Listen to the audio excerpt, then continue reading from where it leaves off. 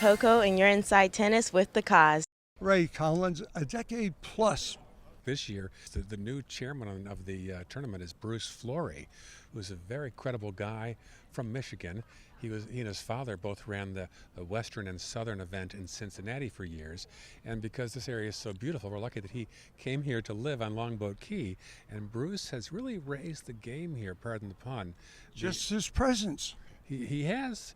There's a calmness about him. Even during the worst days with the rain and the scheduling, he was very calm throughout. And that sort of trickles down through the rest of the staff as well. There's 240 volunteers here, Koz, so a lot of folks to keep happy. They keep coming back. It's a good thing in Sarasota.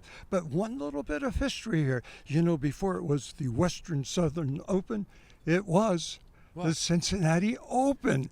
And they're going to Cincinnati Open again this year. Oh, that's good trivia. Yeah. That's great. I didn't know that. So when I came along, it was initially it was at Elcon years ago, back in '09 in Bradenton.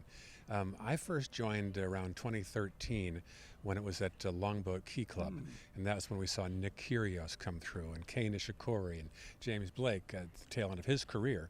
And then from there, Koz, we moved from Longboat Key to Lakewood Ranch for 2 years. We saw Frances Tiafoe burst on the scene.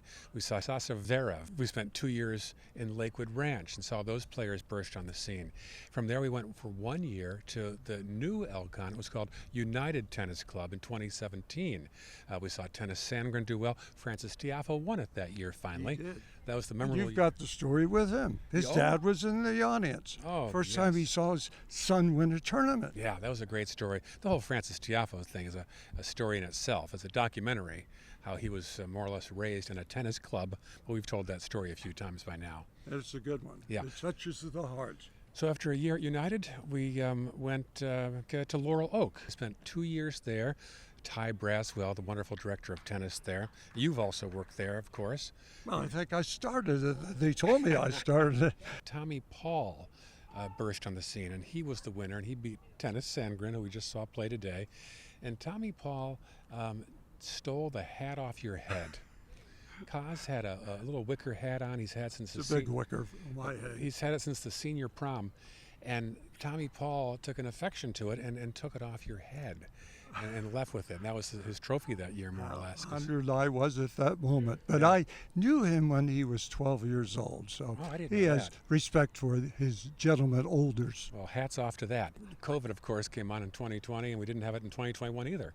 But in 2022, the Open finally came to the city of Sarasota, here to Payne Park. So this is our third year at Payne Park, and lots of memories. And I guess the last thing I'll say is, for me as the announcer, it's been fascinating to watch these no-name players oftentimes come up and become household names in the Grand Slams. You know, Frances Tiafoe and Nick Kyrgios and so many others that are now the names we're following. Absolutely. Now, you did not talk about the biggest name at this tournament is Elizabeth Moore, the Elizabeth Moore Sarasota Open. And what a contribution, not only with her generosity, but with her personality and her heart that she makes to this game, to this tournament. Yeah, and one of your best friends. Oh yeah, we are very good friends. She's quite the philanthropist. She's very generous. We have played tennis together. We're friends socially, but it is nice to have a local face on the event. It's not some distant corporation. So this is she first was the title sponsor back in 2017 when it was at United Tennis Club. No, it's been great that she's still involved at the level she is. You know, I have some friends who have asked me, has Ray ever told you about his most embarrassing moment at the tournament? And I said, no. They said, get it sometime.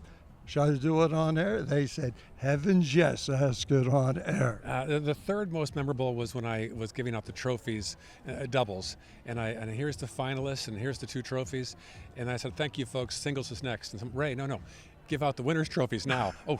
So that was pretty embarrassing. Another time I was about to introduce a player, and I had the identities wrong entirely. And luckily, somebody caught me. But the one I think you're referring to. You sure you want to share it? Yeah, it's nothing off color by any means. It involved our national anthem. And I said to the woman who was going to sing the anthem, I said, let's go, let's get up there and do this. And she said, okay. And she followed me up, and we're standing there, and I've got the microphone waiting for the cue to start introducing the anthem singer. And she said, what are we doing? I said, very funny, you're going to sing the anthem. She said, I'm not the anthem singer. It was somebody else that looked just like her. Who was left? Collins was left? I would have You sang it for us? Pledge of Allegiance. No, she looked just like another anthem singer. And I thought it was her. And she almost was put on the spot for a little karaoke. But, it's not laugh out loud funny, but it's kind of a close call. How she followed me right up to the podium, and then she finally said, what are we doing here? I thought you were the anthem singer. She wasn't. Anyway, Koz. She followed you because you have a myriad of followers. With the broadcast background, with the real estate background, and with your voice of the Sarasota Open. It's been a nice marriage because I do play tennis since I was 5 years old in Buffalo. Well, college in your background, too. Played college tennis as well. I can tell you my Jimmy area story next time. I was 9, he was 8. Same city of yeah, birth? Both in Buffalo Tennis Center. And he'd fill in on my father's doubles groups in Buffalo. And I said, Dad, why can't I fill in? He said, oh, Jimmy is different, Ray, you'll see. he rose to 5th in the world, and I'm about 5th in my family. So family's too large. It is a large family, actually. So Jimmy was in Buffalo. But thank you for all you do for local tennis. You unite the community, and every time you're on the scene, people make a fuss over you. I see your interviews with McEnroe on down. Everyone loves the cause, and that is your legacy. You're a hard worker out here by yourself doing it, and we all appreciate what you do. Well, let's do it together right now, Ray. Tennis fans, remember, in tennis scoring, love means nothing, right? But love of the game means everything. Thank you, Koz. Great job. Let's keep alive our love of the game together. Amen. Thank you, Ray.